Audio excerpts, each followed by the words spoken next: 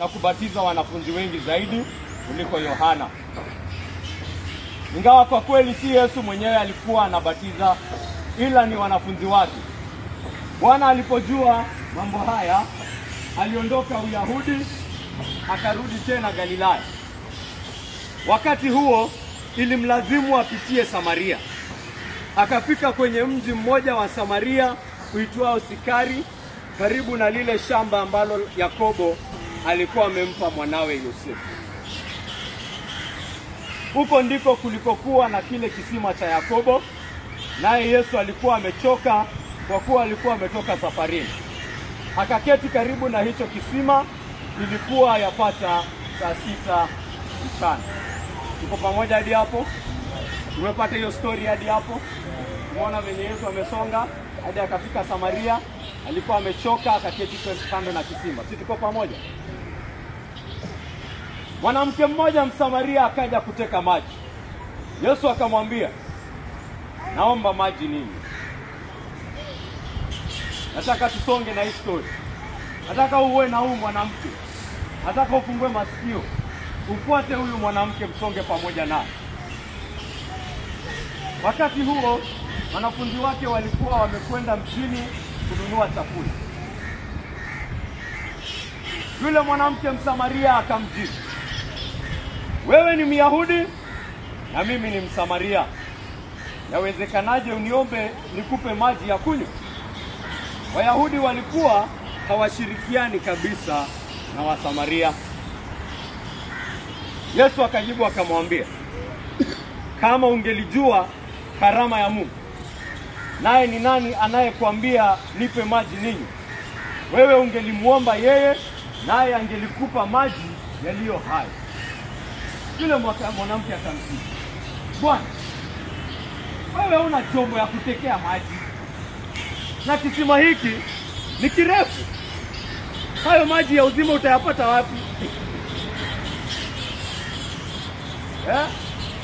Kwani wewe ni mkuu kuliko baba yetu Yakobo, ambaye alitupatia kisima hiki, ambacho yeye pamoja na watoto wake na mifugo yake walikitumia?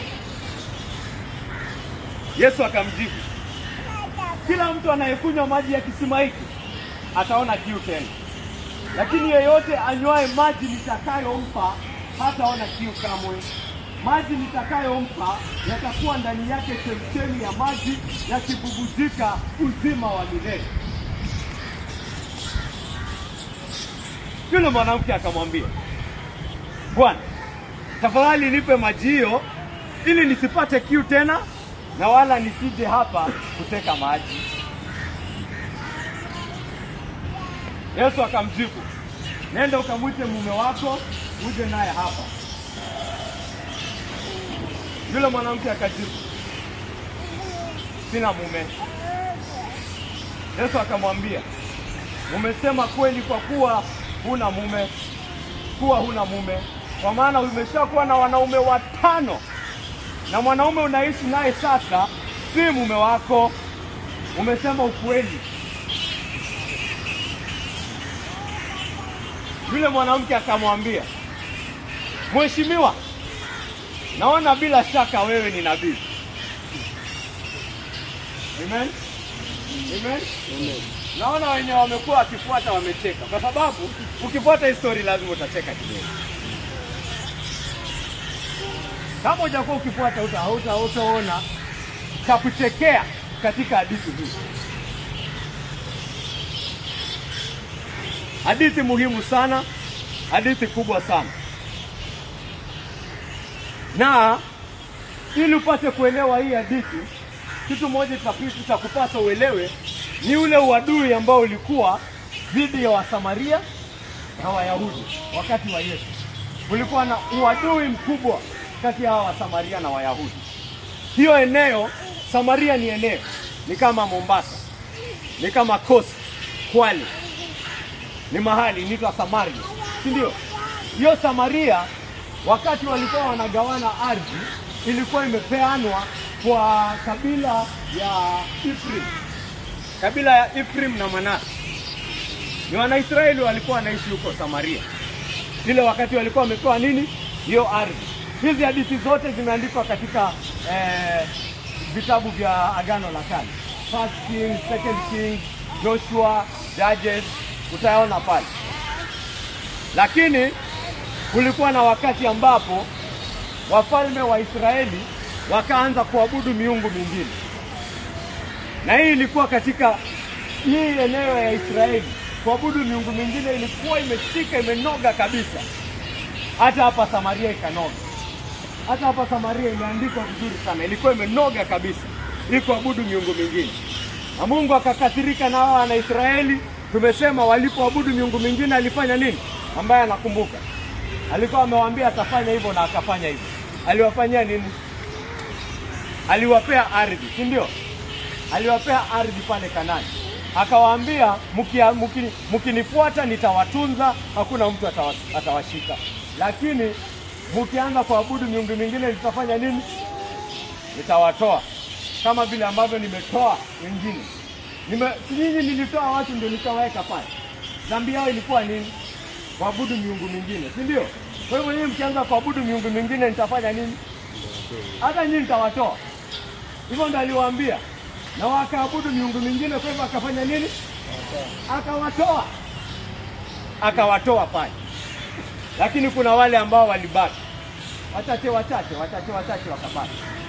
Alafu hawa wafalme ambao waliwatoa, wafalme wa Asiria na wafalme wa watu ambao walikuwa wametoa wa Israeli kwa peleko wa mishoni, wakaleta watu wao.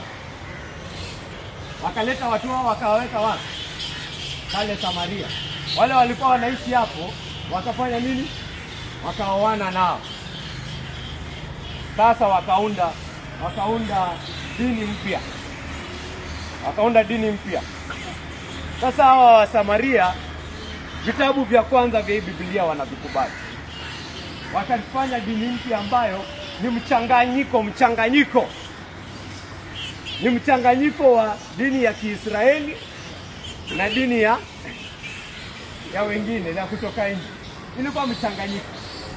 Walikuwa wanakubali vitabu vya Musa vya hivi vikwanza vya tano. Lakini hivi vyote vingine walikuwa wanafanya nini? Walivikataa vyote. Walikataa hizi zote. Judges, Ruth, First Kings, Second Kings, First Samuel, manabii wote waliwakataa. Walikubali, walisema sisi tunajua nani pekee? Musa pekee. They had a strange religion. Kwa hivyo hata wakatengeneza hekalu ya walisema ile hekalu ya Jerusalem ni uongo. Haifai. Wanafaa kuabudu hapa. Na tutaiona pia katika hii, ukisoma hii story ya Yesu na huyu Msamaria, hiyo kitu ina show up. Huyu Msamaria kuna mahali anamuuliza, hao watu wenu wanasemanga tunafaa kuabudu Jerusalem, na sisi tunasema tunafaa kuabudu kwa hii mlima. Ni gani ndio correct? Alileta hiyo swali kwa Yesu wakati aligundua kwamba yeye ni nabii. Tunaona hapa mwisho amesema tunaona yeye ni nabii. Sasa venye yeye ni nabii, nataka uniambie ni tunafaa kuabudu wapi? Nyinyi mnasema tunafaa kuwa Jerusalem, na sisi tunasema tunafaa kuwa hapa Jerishi. Hawa Samaria kulikuwa na uadui mkubwa sana dhidi yao na Wanaisraeli.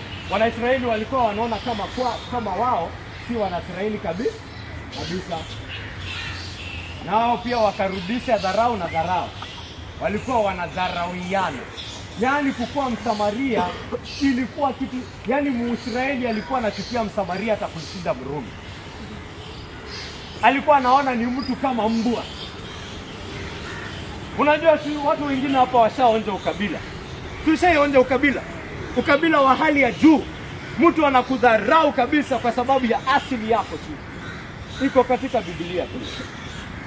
Hawa Wanaisraeli na Wanasamaria walikuwa wanachukiana. Walikuwa wanachukiana hadi unaona hadi Myahudi hawezi kuchukua kitu ya Msamaria. Ukisoma hadithi zao, ukisoma sheria zao, hata kuchukua mkate na Msamaria walikuwa wanasema ni kama kuchukua nguruwe. Na nguruwe kwa Myahudi ilikuwa hawezi chukua. Anasema afadhali nikupe njaa kuliko nichukue mkate ya Msamaria. Na kuna siku ambayo Yesu aliongea nao, wakakasirika sana na huyu Yesu, wakamtusi, wakamwambia wewe ni Msamaria mwenye pepo. Ndio unajua hiyo alikuwa amemtusi kabisa. Demon possessed Samaritan.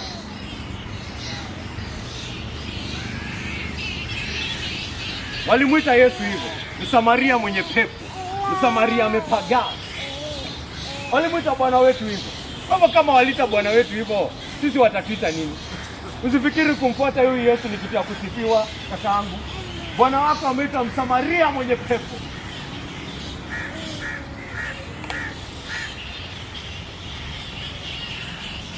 Na wewe je, watakuita nini?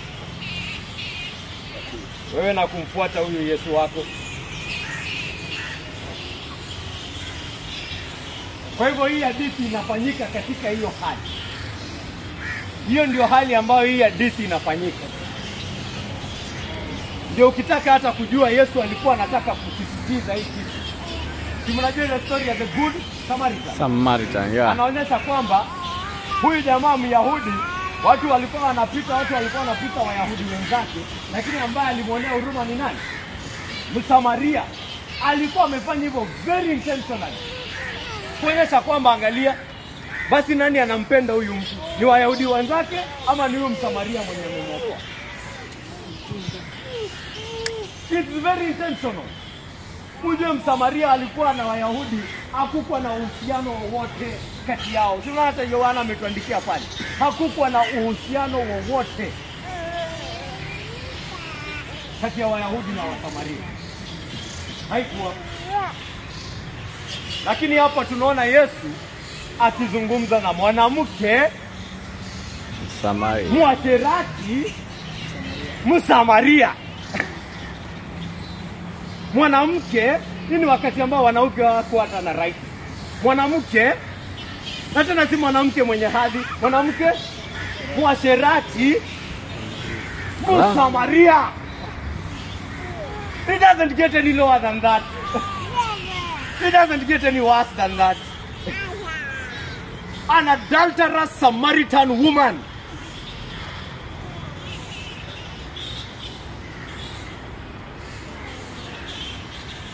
Stuka. Angalia huyu Yesu uone.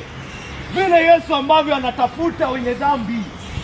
Hii ni story ya vile Yesu anatafuta wenye dhambi. Ninataka tukisoma hii story uone vile Yesu anatafuta wenye dhambi, na uone jinsi ambavyo roho ya mwenye dhambi iko wakati Yesu anamkujia. Uone roho ya mwenye dhambi jinsi ambavyo ina respond. Tumesema hii Biblia inafunza kuhusu uteule. Hii ni story ya uteule kakaangu. Hii Biblia inafunza waziwazi kwa kabisa. Wote anipao Baba watakuja. Mungu amenipa watu, na hao wote ambao amenipa wataokoka. Mimi mwenyewe nitahakikisha kwamba wote ambao nimekufia hawataona uzima wa milele. Yesu mwenyewe atahakikisha kila mmoja wa kondoo zake atapata kuona mbinguni. It is on him. He is going to come for them. He is going to pursue them. Anawakujia, amewapangia wakati wake huko. Usifikiri Yesu amelala hivi.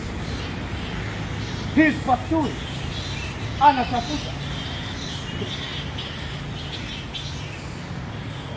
Imeandikwa hapa katika hiki kitabu. Wenye wana Biblia.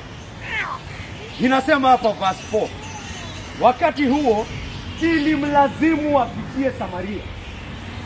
Ilimlazimu apitie Samaria. Kutoka Judea kwenda Galilaya, routes zilikuwa 3. Zile zenye zilikuwa prominent sana zilikuwa 2. Hii ya Samaria ndio ilikuwa fupi. Kwa hivyo kuna wale ambao wanasema it is a geographical thing. That it was a must, that was the only route. No, it was not the only route. Na kuambia kuna kitu kingine zaidi katika hayo maneno ya wakati huo ilimlazimu kupitia Samaria. ili mlazimu. Bwana wa mabwana analazimika kufanya kitu. Mungu wa miungu alilazimika kufanya kitu. Alilazimika kufanya nini? Unafikiri alikuwa ameenda kufanya nini? Alienda kule kuokoa huyo mwanamke.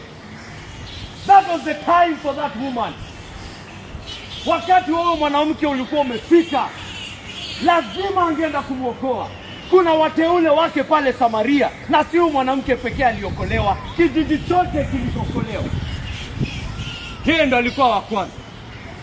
Ili mlazimu kuendea mteule wake pale, ili mlazimu kuendea mwasherati wake pale, ili mlazimu kuendea mwizi wake pale, ili mlazimu kukujia mzinzi wake hapa leo, imemlazimu kukujia mwongo wake. Kuna mwongo wa Yesu hapa leo. Yesu amekukujia, imemlazimu anakuja kwako leo. He's come for you. Amesema wakati wako ni leo, and I'm coming for you. Lazima nipitie Samaria niendeo mshariki wangu. He's coming for you. Amekupangia, wakati wako unakuja, anakukujia na atakuchukua ukue wake.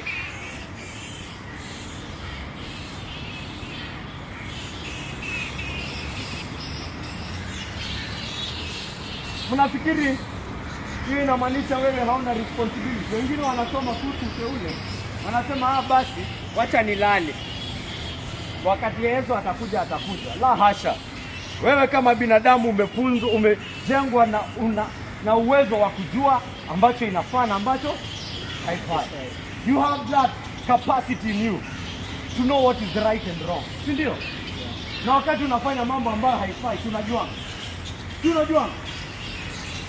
Ama unakujanga unaambiwa wewe baadaye ilikuwa wrong, unasema really? Unajuanga hata wakati unabishana, unajua ulitenda makosa. Mafunzo ya uteule hayaondoi wajibu wako wa kufanya what is right and wrong.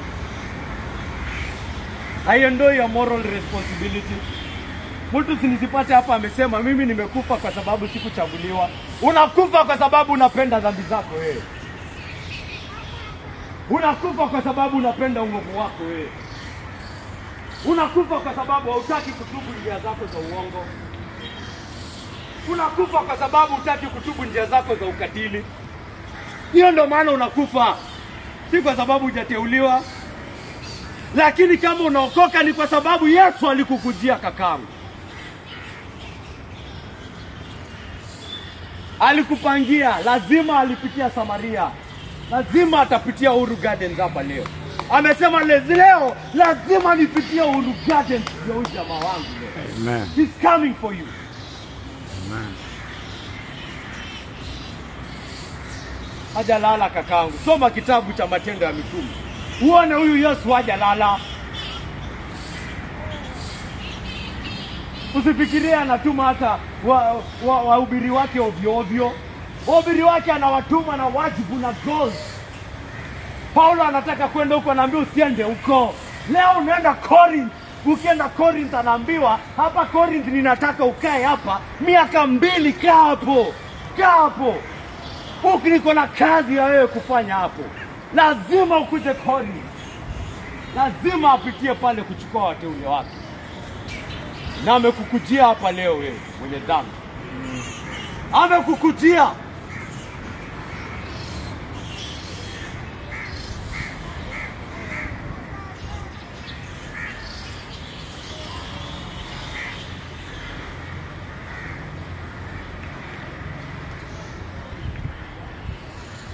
Amempata pale. Mwanamke amekuja pale kuchota maji. Huyo amekuja saa 6 ya usiku mchana. Anakuja wakati watu waendangi kwa kisima. Hataki kuonekana. Mwanamke huyu venye ni mjuaji sana. Kuja saa 6 mchana. Jua iko pale. Anaenda kuchota maji saa 6 mchana. Wangapi wametoka ushago? Mlikuwa mnaenda kuchota maji saa 6 mchana? Hiyo jua kali. Asubuhi na mapema ama jioni pale. Huyu wakati jua iko kidete pale ndio anaenda kisimani. Hataki kuonekana huyu. Sana biashara zake. Alafu anakuja pale kwenye kisima anapata jamaa ameketi. Ni Myahudi, hata sitamuongelesha. Si ni Myahudi huyu. Sitaki story za Wayahudi. Sinajua hata atanidharau. Hata yeye hataki story zangu.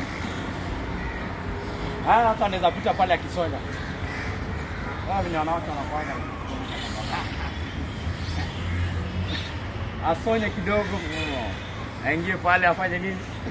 Achote maji yake, afanye nini? Aende zake. Hataki story na Wayahudi. Kumbuka yule ambaye ameketi pale kwenye kisima, imeandikwa kwamba alikuwa amechoka kutoka safari yake.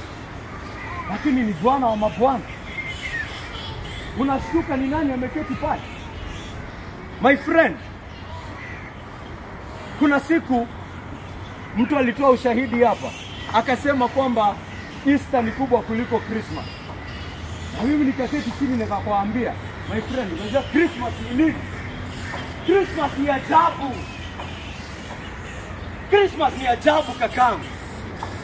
Mungu Mwenyezi amechukua mwili wa binadamu. Unafikiria ni kitu ndogo? Mungu Mwenyezi aliyeumba mbingu na nchi na bahari na nyota na nini, amekuja amezaliwa kama kitoto. Bwana wa mabwana, malaika wenyewe wanakuja pale kusema hosana kwa kitoto. Unafikiri ni kitu kidogo hiyo? I am telling you, the incarnation itself is a big mystery. God! Ninawaambia hapa msifikiri tunahubiri kuhusu mtu. Mwenye tunahubiri ni Mungu Mwenyezi mwenyewe. We're preaching about God. Jesus Christ is God. God angekuja kiti hapa aseme hata mazee Rabili, nisaidie maji nikunywe. Mungu nimpe dasani akunywe.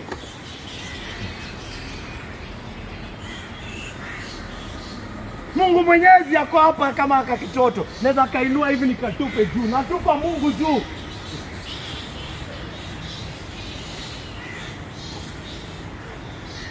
Hapo nasema hiyo si ajabu. Amejinyenyekeza, yani Mungu anakaa hivi, ni Mungu sasa. God the creator of heaven and earth.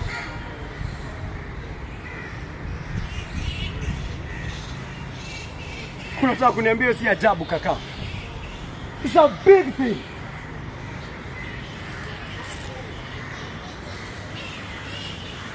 Amenyenyekea. Amekuwa kama binadamu. Anasikia njaa. Anasikia kiu. Mungu Mwenyezi.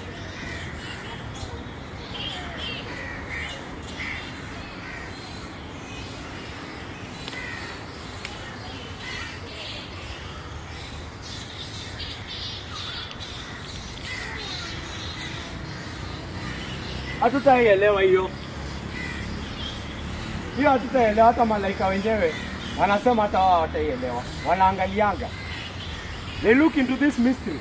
Inawastaajabisha hadi leo. Niaje Yesu ni Mungu 100% na pia ni nini? Ni pia ni wanadamu pia, ni mwanadamu pia. 100%. Perfect union. Perfect union.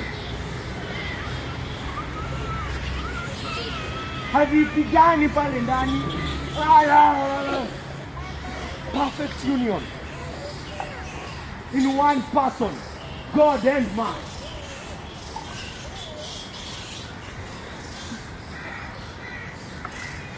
The incarnation is a big thing.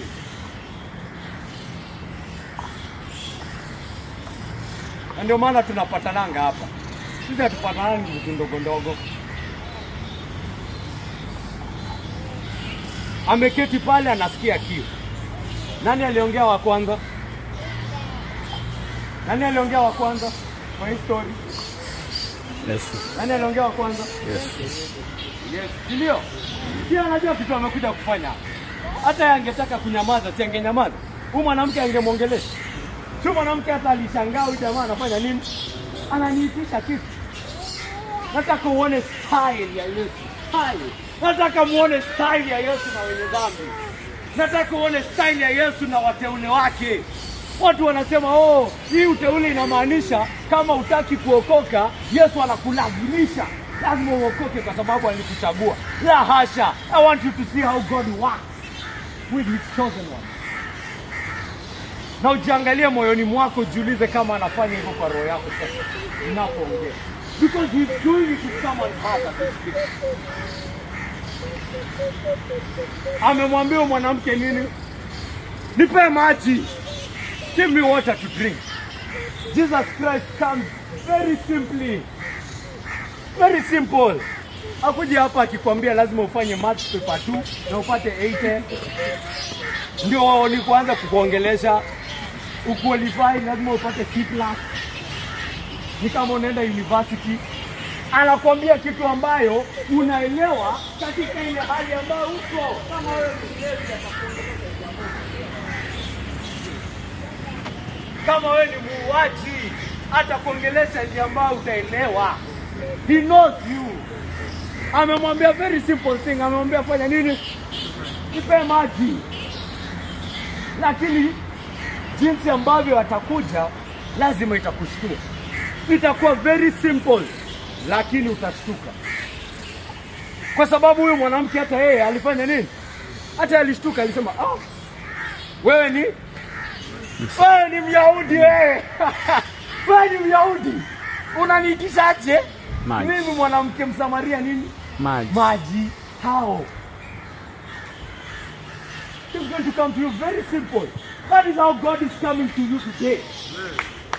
Anakukuja very simple. Anakuita na jina lako hata. Je, unamsikia? Unamsikia huyu Yesu akikuja kwako leo? Unamsikia akizungumza na wewe? Unamsikia akikustaajabisha? Akicapture attention yako. Ana capture attention yako. Mwanamke anashangaa, Myahudi ananiitisha maji, sasa ananiongelesha, ananiambia nimfanyie kitu. Ananiambia nimfanyie kitu. Nimsaidie akue katika dini yangu. Kwanza how? Yesu anakuja kwako leo, wewe mwenye dhambi wewe. Anakuzungumza na wewe leo. Anataka umsikie.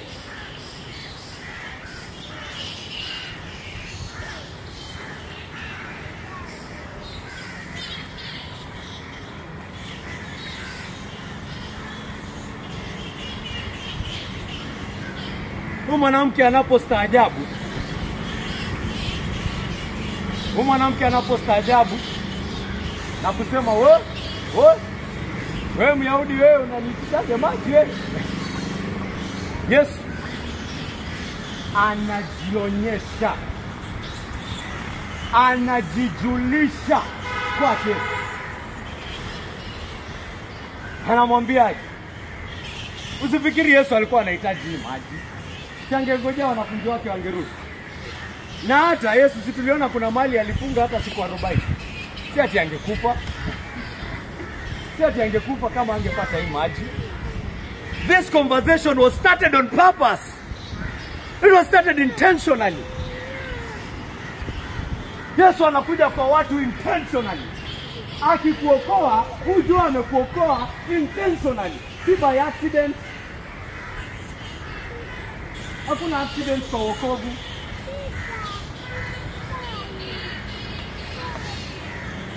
Yesu amekupangia my friend. Amekutumia mhubiri mwenye atakushika.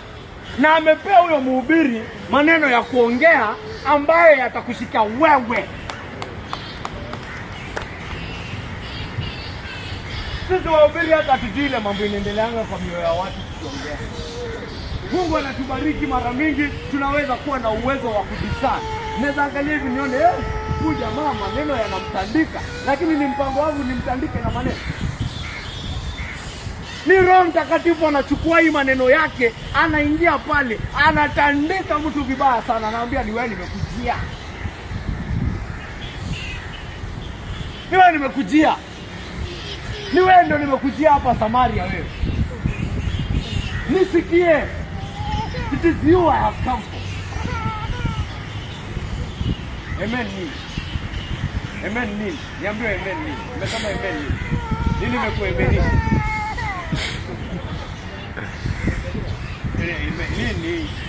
Nini imekustaajabisha ukasema amen? Amen lazima itoke kwa kitu. Hata useme hapo pastor, wewe umesema Yesu ananitafuta hakika amen. Si amen tu bure. Niseme amen tu ya kufurahisha pastor kakangu. Nyamazisha amen, tulia. Kama ulikuwa umelala amka tu na useme pole. Si amen. Amen si anaambia ishara ya kuamka.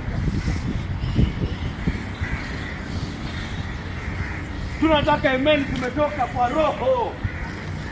Na hivyo tunajua. Tukizisikia zinatoka tunajua ni amen ya kweli.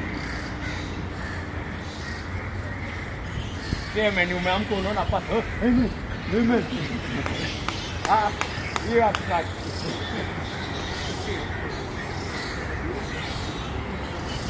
Sema hiyo sema pole pastor, pole. Pole ni kitalala tena. Amen. Amen.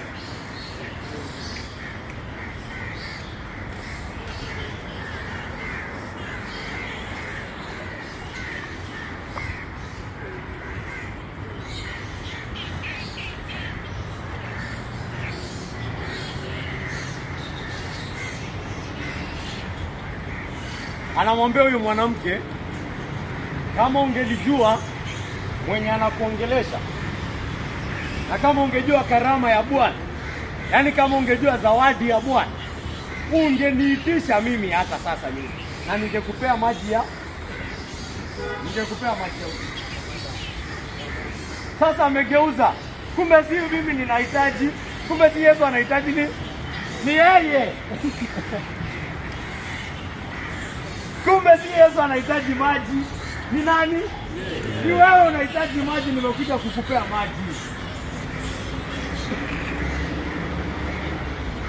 Kwambia ungejua zawadi ya Mungu, na ungejua unaongelesha nani, ni wewe ungeniambia hapana Bwana, nipe maji mimi.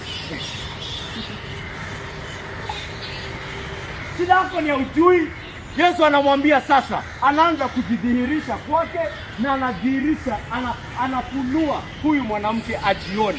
Na hiyo ndio tunasema, hii ndio mambo inafanyika kwa wateule wanapomjua Yesu. Yesu anawafunua mioyo yao ili wapate kuona hali yao, wapate kujijua, wapate kujiona. Wamekuwa wakifikiri niko sawa, amekuwa akifikiri mimi sina shida. Yesu anamfunulia, anamuonyesha kwamba actually unahitaji maji ya uzima. Actually wewe ni mfu. Actually moyoni mwako ni giza imejaa hapo. Actually hauna tumaini yoyote katika maisha yako. Wewe ndio unahitaji, unafaa kuniitisha wewe. Yesu anafunua mioyo ya wateule wake, na anafanya hivyo hadi leo. Wanapata kujiona, wanapata kujua mahitaji yao, wanapata kujijua kwa jinsi ambayo hawako wanajua. Huyu mwanamke akikuja hapo alikuwa anajua kuna kitu kama maji ya uzima. Alikuwa anajua. Yesu anamwambia sasa, my friend, wewe ndio unapata kuniitisha maji ya uzima. It is you supposed to be asking me, and not the other way around.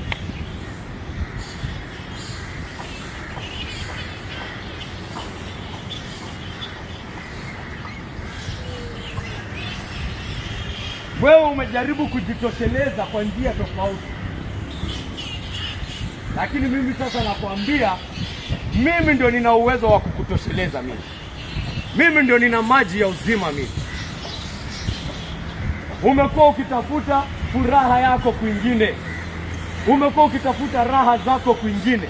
Leo ninakwambia mimi ndio raha ya kweli. Umekuwa ukitafuta kitu yote unatafuta. Leo mimi nakwambia unahitaji hiyo ambayo yote umekuwa ukitafuta, haitakusaidia. Niitishe mimi. Anawaambia kuna kitu unahitaji, na mwenye atakupea ni nani? ni mimi.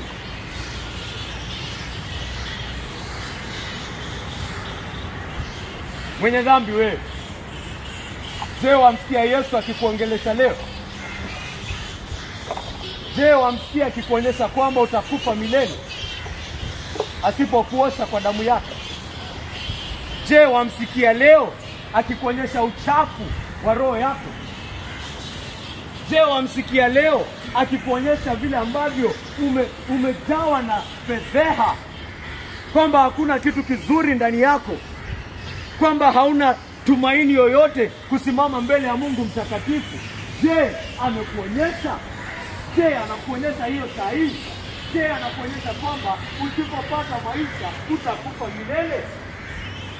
Je, anazungumza nao?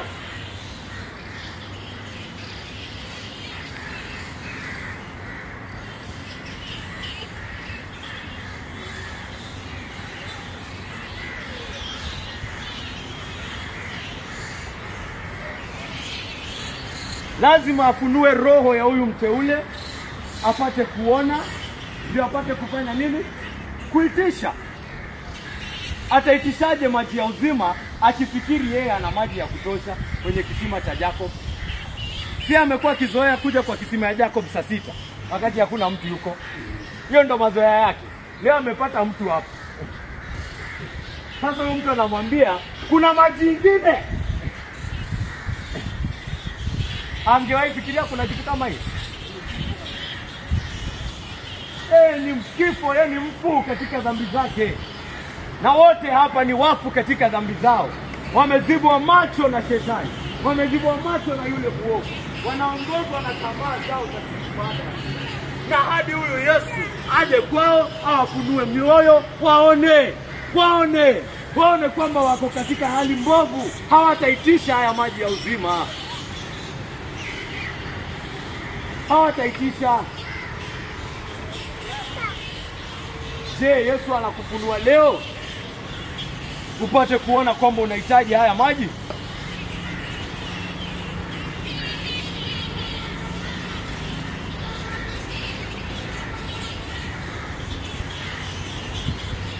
Na tunaona vile ambavyo huyu mwanamke anajibu. Nasema ninataka muone story ya uteule hapa. Muone jinsi ambavyo Yesu deal na wateule wake. Tunaona kwamba yeye ndo anawatafuta.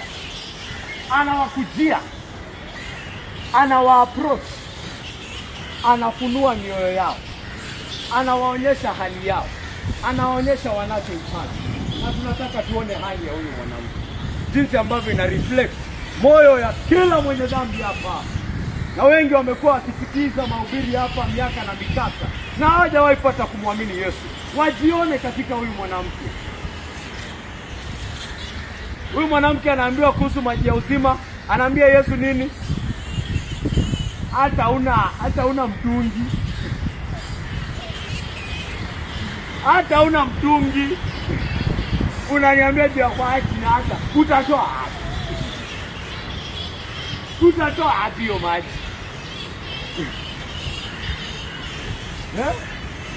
Nataka muone roho ya mwenye dhambi hapa. Anamwambia je mwanamke Msamaria. Verse 11. Bwana, hauna chombo cha kutekea maji, na kisima hiki tena ni nini? Ni kirefu. Au maji ya uzima utatoa wapi? Ndio maji ya uzima unaniambia. Utatoa wapi wewe? Sione wewe mwenye dhambi wewe jinsi ambavyo unaongea. Kila mara unaposikia hivi, hivyo ndio unafanya. Unaambia huyu Yesu, utatoa hiyo maji wapi wewe? Hivyo ndio unafanya. Una dismiss. Unasema ujamaa, hakuna kitu ananiambia hapa. Haushangai kitu ambacho unaambiwa. Nani angekwambia kitu kama hiyo? Kuna binadamu angekwambia kitu kama hiyo? Mimi ningeweza kaa chini nikueleze na story kama hiyo. Nianze kuambia watu kuhusu maji ya uzima. Mimi inaambia human being. Binadamu mgani atakwambia kitu kama hiyo? Unafaa kukaa chini useme, wewe msee, ati maji ya uzima? What do you mean maji ya uzima? Unafaa kustaajabu. Yeye anasema nini? Ako contracted. Mawazo yake yako tu kwa level yake. Yeye anafikiri tu kibinadamu. hafikiri kwamba Mungu yuko juu yake, hafikiri kwamba Mungu ni mkuu sana, hafikiri kwamba mawazo ya Mungu yamezidi yake. Yeye anajua maji inatokanga kwa kisima, na hii kisima ilijengwa na Jacob. Hata anaenda kumuuliza Yesu, kwani wewe ni mkuu kuliko baba yetu Jacob mwenye alitupea hii kisima ambacho yeye pamoja na watoto wake na mifugo yake walikitumia? Ona anachofanya, anamkejeli huyu Yesu. Anamwambia, kwani wewe ni mkubwa kuliko Jacob?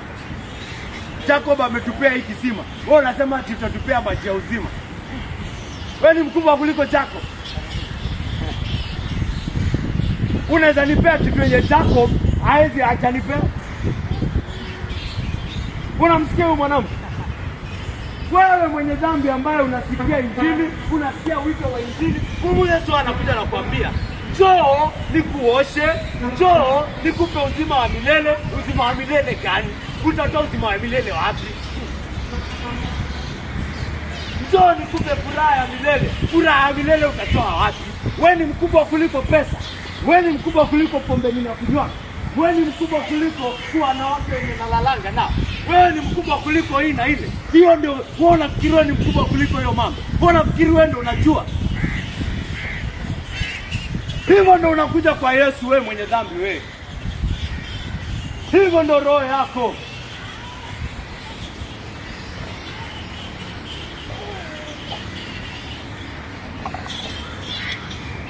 Jiwaze hapa leo. Ujiulize kwa nini ukujangi kwa Yesu. Mwingine amesikia Yesu akimwita mara kwa mara. Anamwambia utakufa, njoo nikupe maisha. Utatoa maisha wapi? Njoo nikuokoe. Wokovu ni nini?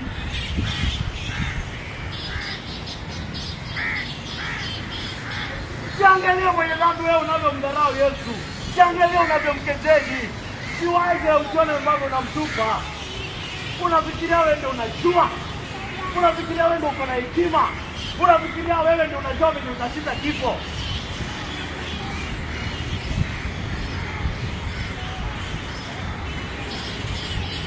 Unamleta Bwana afike hali yako. Wewe ushapima, umeona hakuna kitu kubwa kuliko makombe na wasichana na pesa na mazuri. Hapo anasema hai, unaweza nipea raha kuliko mimi kuwa milionea kweli. Wewe ni mkubwa kuliko 1 million shilling. Wewe Yesu wewe. Wewe ni mkubwa kuliko 1 billion. Nikikuwa famous hii Kenya yote, unaweza nipea raha hiyo haina wewe Yesu wewe.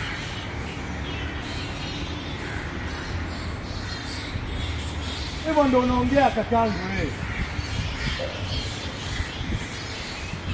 Kwa hivyo sasa, ukiachwa katika hiyo hali uhukumiwe milele na milele, shida ni Yesu. Shida ni Yesu.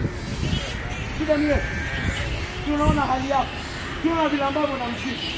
Tunaona vile ambavyo unamdharau. Tunaona vile ambavyo unamkejeli. Kwa hivyo hukumu yako iko juu yako, my friend. Is that an argument? Your blood is on your own head.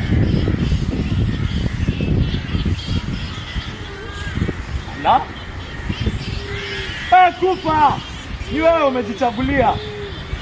Si ndio? Ameopariwa hapa maji ya uzima. Anaanza kusema kuhusu Jacob. Wewe ni mkubwa kuliko Jacob. Hajui Yesu ndio amepea Jacob neema ya kujenga hilo kitu. Jacob si kitu bila Yesu. Hajui hivyo. Huyu Jacob anamsifu huyu Yesu. Huyu Jacob unaona ni kila kitu. Mali yake yote amepewa na huyu Yesu. Allah. Unauliza mwenye aliumba Jacob kama yeye ni mkubwa kuliko Jacob. Unauliza mwenye aliumba hiyo uhusiano kati ya mume na mke, mwenye aliumba hiyo raha, unamuuliza kama yeye ni mkubwa kuliko hiyo raha.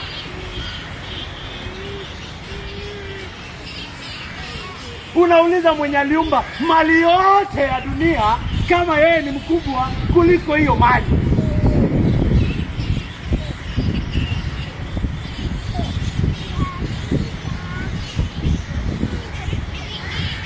Hata hizi mizabibu ambazo zinatoka wine, zinatoka kwa nani? Sini zake. Unamuuliza yeye ni mkubwa kuliko pombe yako.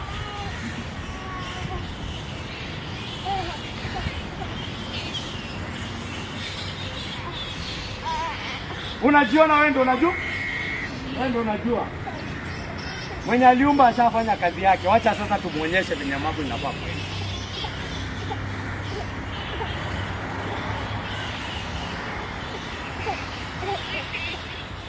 Amen.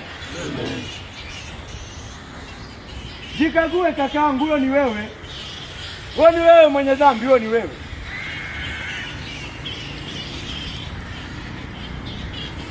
Huyo ni wewe. Na ukikufa katika hiyo hali, damu yako iko juu ya kichwa yako. Iko juu ya kichwa yako.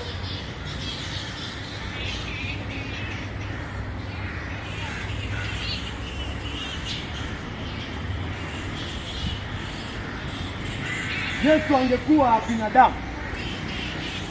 Yesu angekuwa binadamu. Yaani kama sisi tu, angekuwa binadamu wa kawaida. At that point, ndio angefanya nini? Ndio angejikata. Sema huyu mwanamke, hajui mimi ni nani? Hajui mimi ni Bwana wa mabwana? Hajui mimi ni muumba mbingu na nchi? Ako hapa ananidharau.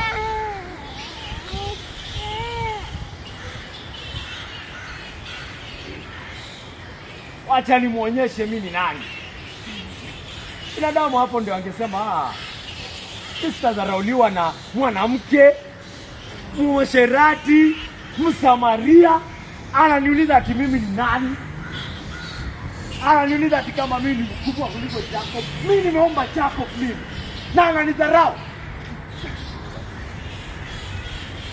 Hapo ndio hiyo story ingeishia hapo. Na ndio ninakwambia, hii ni hadithi jinsi ambavyo Yesu anadeal na wateule wake. Ali give up na mwanamke. Ange give up hapo kungekuwa na shida. Angekuwa amemkosea. Angekuwa amemfanyia makosa. Si damu ya mwanamke ingekuwa juu kichwani. Lakini akafanya nini? Akaendelea. Anaendelea. He's determined to win here. He's determined to win her heart. He's determined to get her for himself.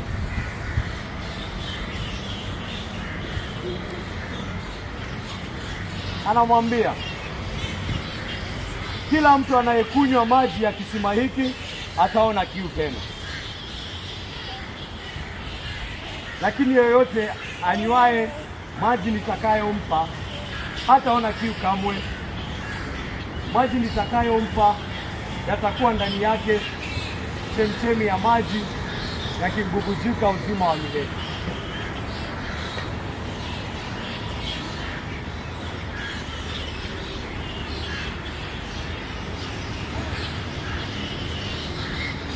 Neema ya Yesu hiyo. Jesus Christ is a master at winning the heart. He knows it. He made it. He's a master. Haya jinsi ambavyo wanaume anashikika na msichana sana. Anasema huyu msichana mimi nataka awe wangu, mimi nataka nimuoe. Anafanya nini? Anaenda pale anamwambia, nimekuchagua wewe. Kwa hivyo lazima unioe, ni wewe nimechagua. Hivyo ndio anafanya. Akichagua huyo msichana, ameona tabia zake, ameona njia zake, amemchagua, amesema wewe ndio ninaoa. Anafanya vipi? Anatongoza, si ndio? Ana win over the lady's heart. And that is even how the Bible describes marriage. Inasema marriage ni picha ya Kristo na kanisa lake. Kama vile mume anavyopenda mke, anajitolea kwa ajili yake, hivyo ndio Kristo amefanyia kanisa lake. Alitupenda hadi akajitoa kwa ajili yetu. Tunampenda yule ambaye amejitoa kwa ajili yetu. He has won our heart. Tulikuwa tu kama huyo mwanamke. Tulikuwa tunamdharau. Tulikuwa tunamchukia. But amewin over that heart.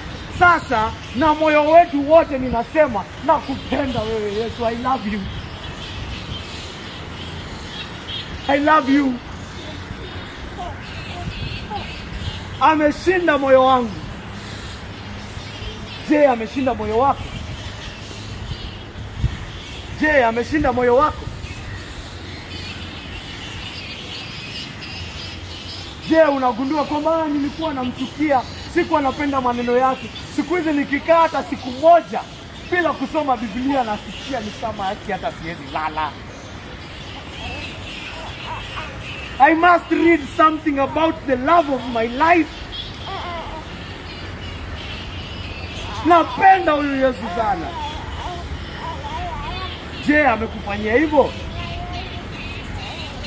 Ameshinda moyo wako? Unaona vile ambavyo anashinda moyo wa huyu mwanamke.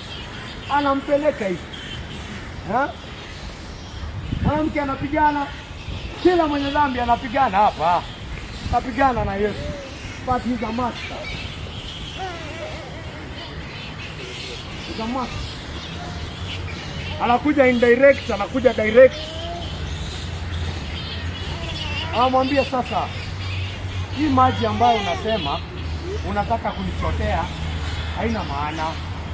Sababu utakunywa nafanya nini? Okay, kitu. Sio hiyo ninakwambia. That is not what I'm offering. Unakosea, ni kama unielewi nikikwambia maji ya uzima. Ni kama unielewi. Mimi sikwambii maji ya Yakobo hii. Enye utachota na ikupase ukuje hapa kesho na kesho kutwa. No. I am offering you something else. Kuna kitu kingine nataka kukupea. Kitu kubwa kuliko ambayo utaionja. Nakupea maji ambayo inakuwa ndani yako, inakuwa chemchemi. Sasa inakuwa ni wewe ndio kisima. Inakuwa wewe sasa ndio kisima. Wewe una maji inabubujika kwako. Inatoka hadi uzima wa milele. Ninakuwa kwa kitu kingine ambayo hatukuisikia.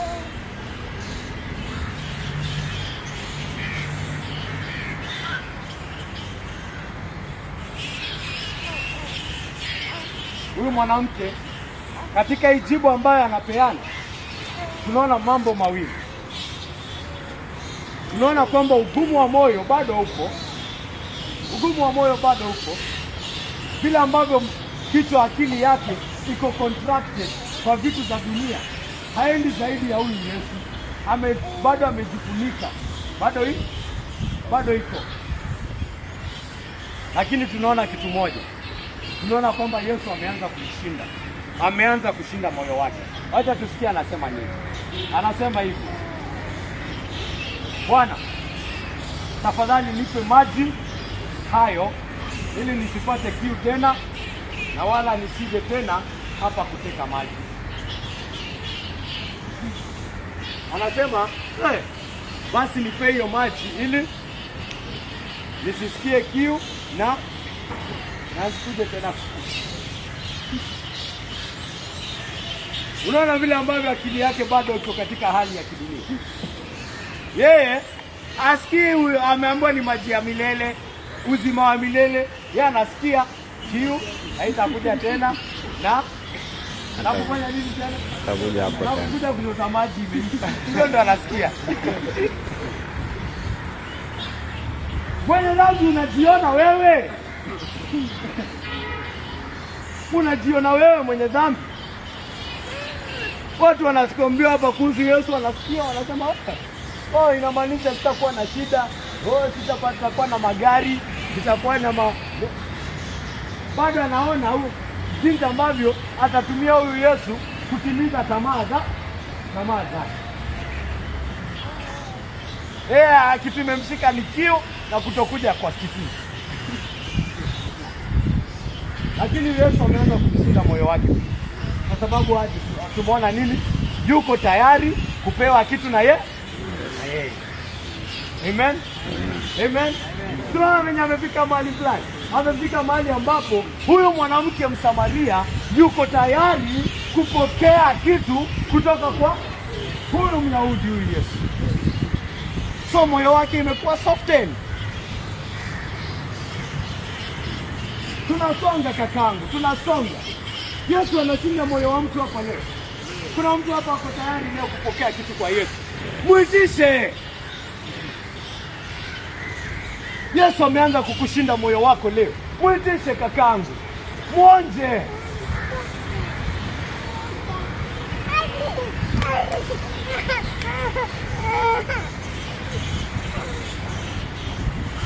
Amen.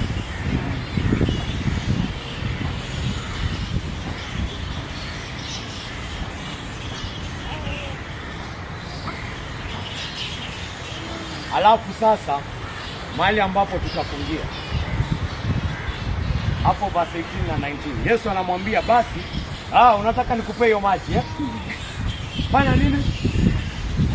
Fanya nini? Ndio kalete mume wako. Akamwambia aje?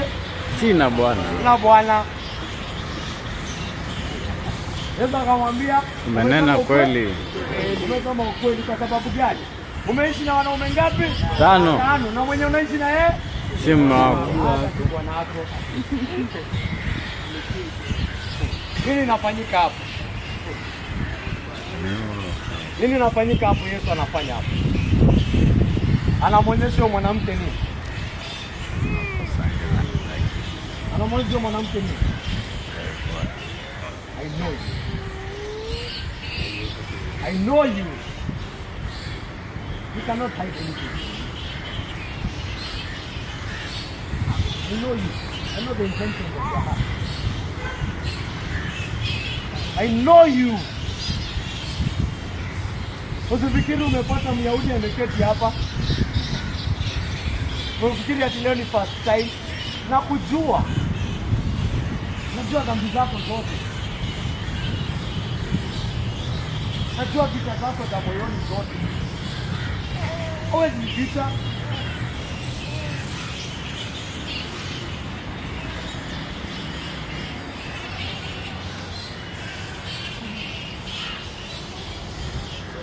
Yesu anakuambia mwenye dhambi wewe. Hakujua sana. Najua moyo wako.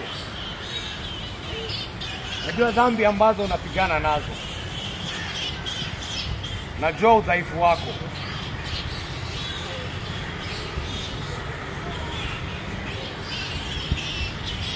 Najua ugonjwa wako. Najua moyo wako ulivyougua.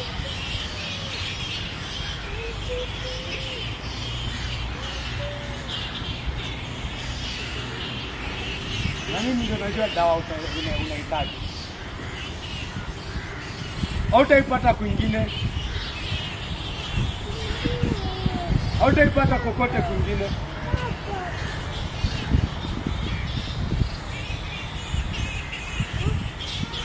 Ukija kwangu, usikuje hapo ukijaribu kusafisha carpet na kuficha vitu chini ya kitanda. Hata chini ya kitanda mahali umeficha vitu ninajua. Hata hiyo chini ya kitanda ninajua hizo vitu umeficha hapo. Majivuno yako ya kimoyo na yajua. Ukadiri wako na ujua. Chuki yako na ujua. Kisasi chako na ujua.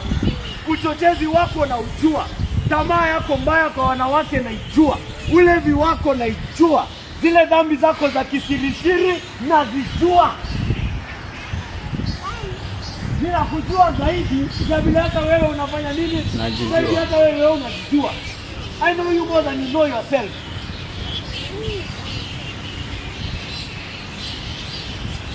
I know you inside out.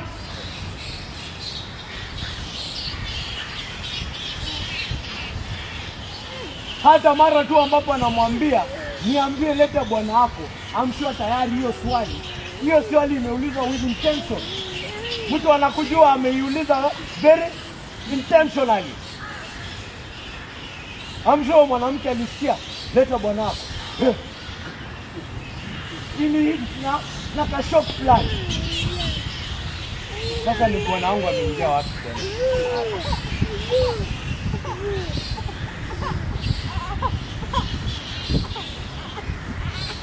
Sina bwana. Nasema ukweli. Ndio umekuwa na wangapi? Na sasa hivi uko na mwingine unaishi na yeye kwanza. Nasi bwana wako tunajua hivyo. Ile.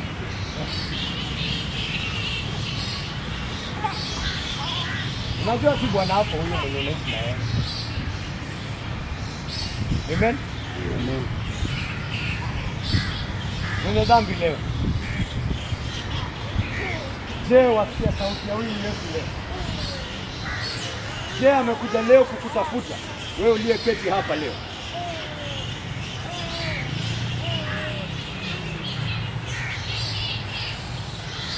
Wengi wanazuiliwa na mambo mengi sana kuja kwa huyu Yesu. Wengi wanazuiliwa.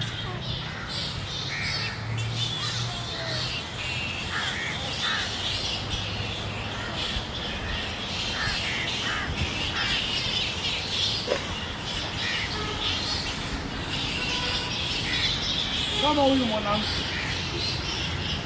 haya mambo ya kidunia yanamzuia, yanamziba macho asipate kuona utukufu wa yale mambo ambayo Yesu anampea, yale mambo ambayo Yesu anamofa.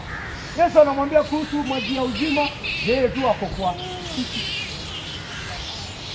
Kuna mambo yamemziba macho, yeye anafikiria tu ya leo na kesho nini. Wengi wanazibwa kuona utukufu wa huyu Yesu. Na inaweza kuwa hata ni mambo mazuri. Inaweza kuwa ni mambo ambayo ni mazuri. Kuna mtu hapa hapati kuona Yesu kwa sababu ya kazi yake. Anasema lazima nipate hii, lazima nipate pesa ili nitumikie familia yangu. Hiyo inakuwa sababu yake kutoona Yesu. Unajua kulikuwa na hii game tukiwa wadogo, ilikuwa kwa TV inaitwa Umopika Box. Mimi nakumbuka Umopika Box. Umopika Box. Unaambiwa chagua box ama cash. Si ndio? Box ama cash. Anakupea maybe anakwambia 50,000 ama box. Nini tadisamini uzuri wa box? Nini tadisamini uzuri wa box?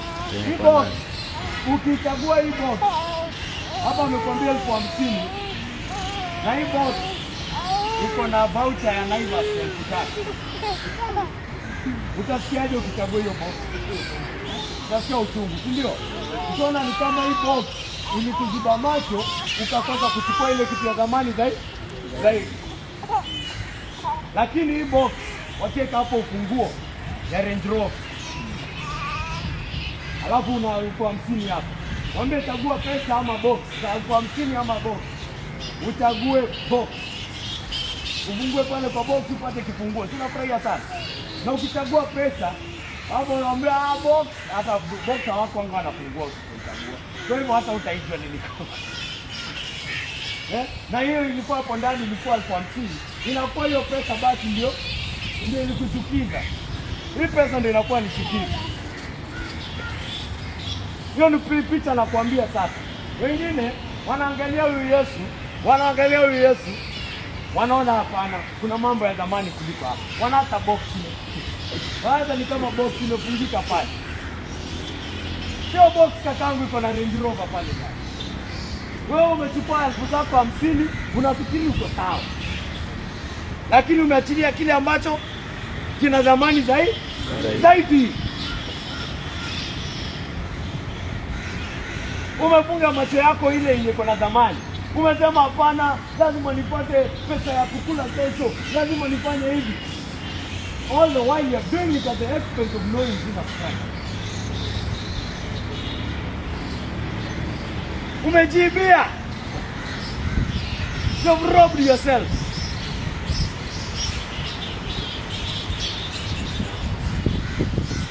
Usiache mtu yote akose kwa wewe kupata kitu hiyo.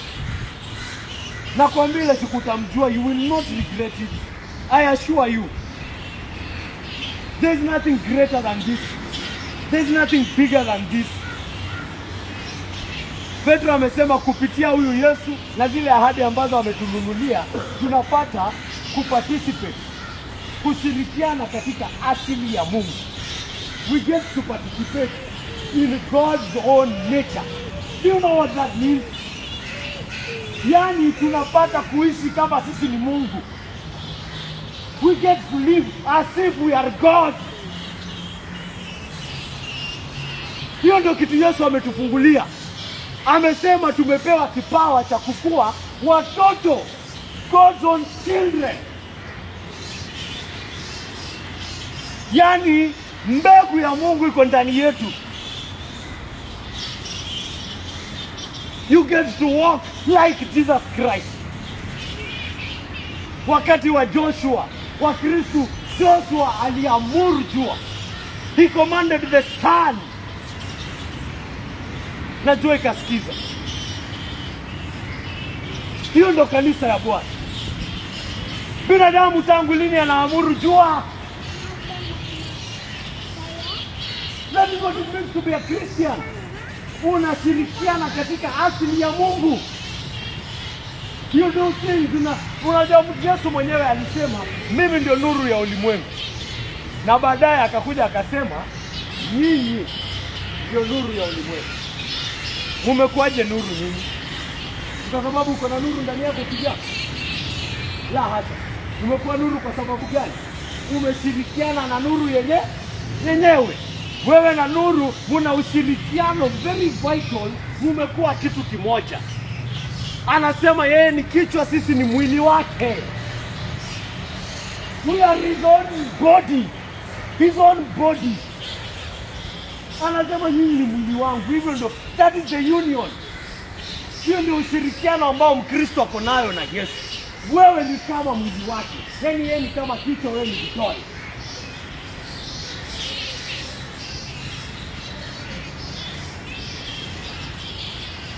Yule ambaye alikuwa anaponya viwete, yule ambaye alikuwa anaamrisha mabahari zinanyamaza, sasa wewe na yeye ni kitu kimoja. My friend, unafikiria ni kitu ndogo? Unafikiria ni kitu ndogo? Hiyo ndio unaacha, unasema nipe 50,000, unasahau kuna box hapa. Unajiziba macho. Unaishi maisha ya kidunia. Sasa yule wote sasa unashirikiana na asili ya dunia. Kila mtu ana asili ya dunia. Asili ya dunia kila mtu anayo. Si lazima ufunzwe. Hiyo sikio. Kila mtu anapenda, anajua mambo ya dunia. Kila mtu ana hiyo asili. Kila mtu anataka kupenda pesa, kuwe na wanawake. Hiyo ni asili tu ya dunia. Hiyo ni njia ya dunia. Si lazima uwe na nguvu. Si kitu ya maana. Everyone can do it. This child, when she grows up, she does it naturally. Sasa unaenda kuwa na asili ya Mungu. The nature of God. Hiyo ndio unatupilia mbali kakaangu. Hiyo ndio unaacha.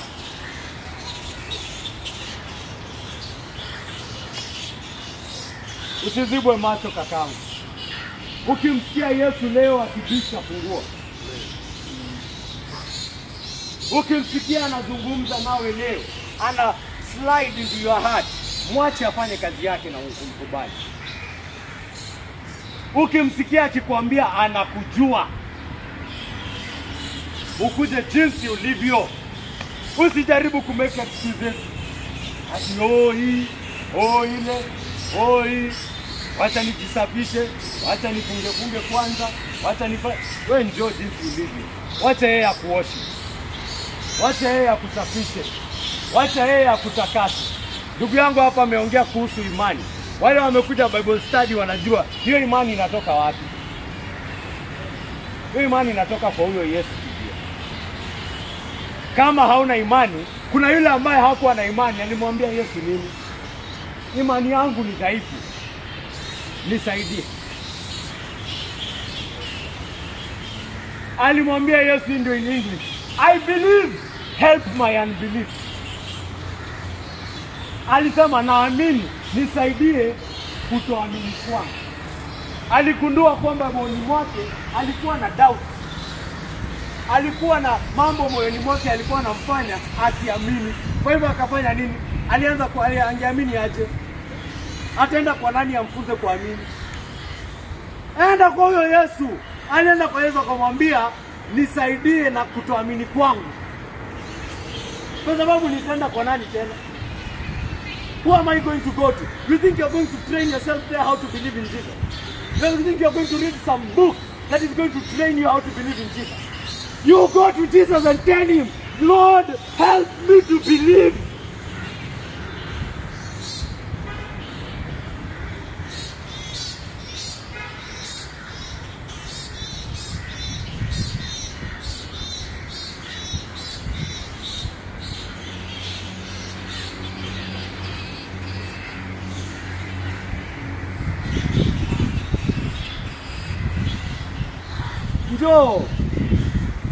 Njoo jinsi ulivyo mwenye dhambi wewe. Njoo jinsi ulivyo mwenye dhambi wewe, nakwambia. Yuko tayari kukupokea. Yule ambaye alisema wote alipao Baba watakuja kwangu, ni yule tu ambaye alisema na hakuna yeyote atakaye kuja ambaye nitafanya nini? Nitamtupilia mbali. Yeyote yule ambaye alisema amewachagua wateule wake kutoka mwanzo wa dunia, ndio yule tu ambaye amesema hii injili hubiriwe kwa kila mtu. Hubiriwe kwa kila mtu, na yeyote ambaye atakuja ndio atafanya nini? Atakubaliwa. Njoo kakaangu, njoo vile huko, anakujua, usijaribu kuficha yoyote.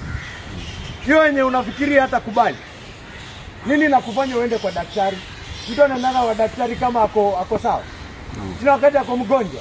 Hiyo ambao unafikiria itamfukuza, kwanza hata ndio inakuqualify. Nani hapa anaenda Coast General kama hana ugonjwa? Unaona nini Coast General naona ugonjwa? Endo ukigundua ati kuna kitu ambayo iko mbaya sana ndani yangu ambayo inafanya huyu Yesu anikatae. Tangilia Yesu nani? Anawe. Yesu daktari. Enda kwa daktari. Daktari sasa ndio unaenda namwambia hii. Mimi nimegundua moyo wangu imejaa uzinzi, imejaa uongo. Naomba kufanya nini? Kuponywa. Nikiishi hivi nitakufa milele. Nani anaenda kwa General kama ana maumivu? Lakini ile siku wako na maumivu, watu wanakaa kwa General pale siku mzima, wakipiga line.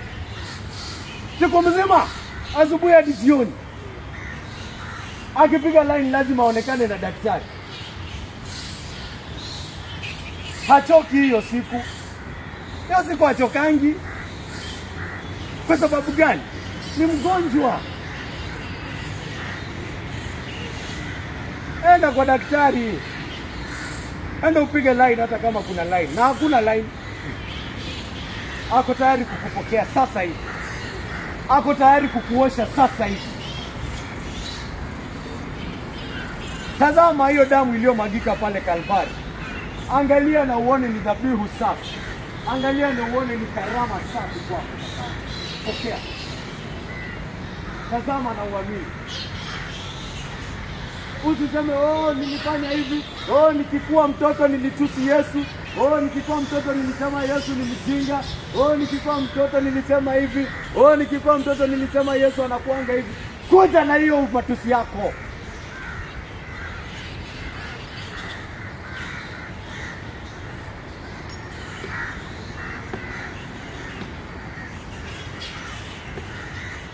Kuja hata yeye mwenyewe akudhihirishie moyoni mwako kwamba amekuosha. Hata si mimi. Mimi ninataka Yesu mwenyewe asafishe watu wenyewe, watu wajue ni Yesu amefanya kazi kwa hii roho. Nilikuanga hivi, sasa nimekuwa ni kama mimi ni kiumbe kipya. Nataka Yesu afanye kazi kwa roho za watu hapa leo. Amen. Kwa hivyo wewe mwenye dhambi wewe, njoo kwa Yesu leo. Safishika leo. Angalia na uamini leo. Amen. Amen. Pokea Yesu leo. Usitoke hapa kama hujapokea. Usipigane kama huyu mwanamke Msamaria. Naomba Yesu ashinde moyo wako hapa leo. Kwa jina lake tukufu naomba nikuamini. Amen.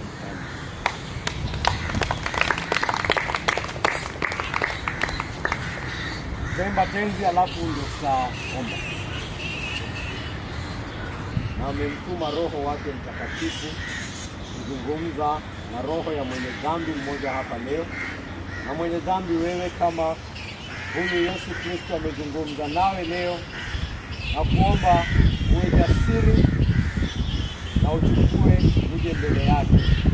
Uje mbele yake na umwambie, Bwana Yesu, naja jinsi nilivyo, umemwaga damu yako. Hapa nilipo niko mashakani. Hapa nilipo sina matumaini, lakini ninakuja kwako. Ninakuja kwako ili nikujue. Ninaona kwamba unanijua Bwana wangu. Ninaona kwamba Mungu Baba unanipenda na umenipitia. Kwa hivyo nikubali. Nioshe. Naomba kwamba utafanya hivyo leo. Na utapata kweli kumjua huyu Yesu Kristo. Atakapozungumza na wewe moyoni mwako, utapenda kutoka moyo wako. Nataka watu ambao wanampenda Yesu kutoka moyo wao, ambao wameonja, experience pendo lake. Si kitu ambao wanasoma ni kama ni story book. Ameionja. Amejua alikuwa katika hali mbovu, na Yesu amempenda hata katika maisha yake kwa ajili yake yeye. Amen. Mungu Baba Mwenyezi, tunakuja mbele yako hii siku ya leo. Tunasema ni asante Mungu wangu kwa sababu ya hii ibada ambayo tumekuwa nayo hapa siku ya leo. Nakushukuru Mungu Baba kwamba umetupa wakati, hatujataabishwa na yeyote. Tumekuwa na amani katika ibada yote Mungu wangu. Hatutaki kusema Mungu Baba kwamba ni jambo la kawaida, kwa sababu tunajua hakika si jambo la kawaida. Tunajua ni kwa sababu uko pamoja nasi. Na Mungu Baba, ni maombi yetu tu Mungu Baba, si kwamba umetupa tu huu wakati tupate kuhubiri, tupate kutoa hii hadithi Mungu Baba, tupate kutoa haya maneno yako, kwa sababu hivyo tu. Lakini iwe ni kwa sababu Mungu Baba ulisema lazima upitie Samaria leo. Lazima upitie Samaria leo Mungu Baba. Iwe ni ulisema hivyo Mungu wangu. Naomba ule mvua ambao unakuja baadaye Mungu Baba. I'm praying for the early and the latter rain of you. Rain Father on that sermon. Na hiyo yenye imeanguka kwa roho za watu. Mungu Baba, ili inyeshe Mungu Baba hata sasa hivi. Inyeshe tena na Roho wako Mtakatifu. Inyeshe Mungu Baba ili chipuke wokovu, ili chipuke uzima wa milele Mungu Baba, ili chipuke msamaha wa dhambi, ili chipuke raha inayotoka kwako Mungu Baba. Mungu Baba, fanya kazi yako tukufu hapa mbinguni. Wale ambao wamegundua ule ugumu wa mioyo yao dhidi ya huyu Yesu Kristo, ule ugumu wa mioyo yao dhidi ya sauti yake, Mungu Baba, wapate kuiona na kukubali kwamba hiyo ndo hali ya mioyo yao, na wamwache Yesu afanye kazi katika mioyo yao, ili wamtii, wamwabudu, wamkubali na moyo wao wote. Isikuwe ni kitu cha kulazimishwa, isikuwe ni kitu ambacho wameifanya moyo nusu, lakini wakuwa wameifanya na moyo wao wote Mungu wangu. Iwe umeshinda mioyo yao Mungu wangu. Iwe umewachukua Mungu Baba wawe wako. Iwe umewanunua na damu ya mwana wako Mungu wangu. Iwe umejishindia watu hapa katika Pendo Huru Reformed Ministry Baba yangu. Naomba Mungu Baba ufanye hiyo kazi yako siku ya leo. Na Mungu Baba, kuna wengi ambao wako miongoni mwetu Mungu Baba, ambao wana shida kadha wa kadha Mungu wangu. Na wengi ambao wamekuamini Mungu wangu kwamba wewe ndiye ambaye utawatumikia katika maisha yao. Mungu Baba, naomba kwamba utanyosha mkono wako. Umesema tukikulilia Mungu Baba unatusikia. Umesema tukibisha nawe unafungua Mungu Baba. Umesema Mungu Baba tukitafuta tutapata Mungu wangu. Na tunakuja mbele yako Mungu Baba. Tunajua kwamba unatupenda. Tumeona ile kazi ambayo umefanya katika msalaba Mungu Baba. Na tuna uhakika kwamba unatupenda na unatusikia. Mungu Baba, basi ninaomba kwa ajili ya jina lako tukufu Mungu Baba. Kwa ajili ya jina lako tukufu Mungu Baba. Weka ahadi yako kwa wote waliomo hapa. Kuna wengi wamekuja hapa na mioyo Mungu Baba imejaa huzuni Mungu wangu, na nimeiona Mungu wangu. Kuna wengi wamejawa na huzuni hapa katika hili kanisa. Kuna wengi wamekufa matumaini Mungu Baba katika hili kanisa lako. Kuna wengi hawajui mbele wala nyuma Mungu Baba katika hili kanisa lako.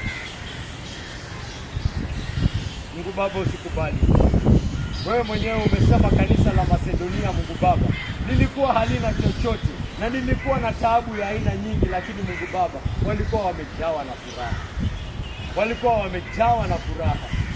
Mungu Baba, kanisa lako si kanisa la kuhuzunika. Ni wewe utatujaza na furaha ya wokovu wako. Ni wewe utatupa tumaini ya uzima. Ni wewe utatembea nasi Mungu Baba. Kwa hivyo hata katika ile hali ya giza, tunajua kwamba hata when we walk through the valley of the shadow of death, we shall fear no evil. Hatutaogopa yule mwovu. Hatutaogopa uovu wowote. Hatutaogopa chochote, tukijua kwamba wewe uko pamoja nasi. Na hakuna chochote kitatutenganisha Mungu Baba na upendo wako ulio katika Yesu Kristo Bwana wetu. Fanya kazi yako Baba yangu. Ni wewe tunatumainia. Ni wewe tunategemea Mungu wangu. Nyosha mkono wako Mungu wangu. Ponya watu hapa leo. Waokoe watu hapa leo. Saidia watu katika hali zao tofauti Baba yangu. Na utunze kanisa lako Mungu Baba. Katika juhudi zetu zote, juhudi za kuhubiri, juhudi za ibada, Bible study, discipleship, uunganisho katikati ya watu Mungu Baba. Tunaomba Mungu Baba kwamba Roho Mtakatifu wako atakuwa pamoja nasi. Tusikuwe tunafanya haya mambo Mungu Baba katika uwezo wetu, lakini uwe pamoja nasi Mungu Baba. Na sasa naomba Mungu Baba kwamba utadhihirisha uwepo wako kwetu na jina lako litukuzika katika kanisa lako leo na hata milele. Naomba haya yote katika jina mtukufu la Yesu Kristo aliye Bwana mwokozi wetu. Amen. Amen. Bwana Yesu anameremeta.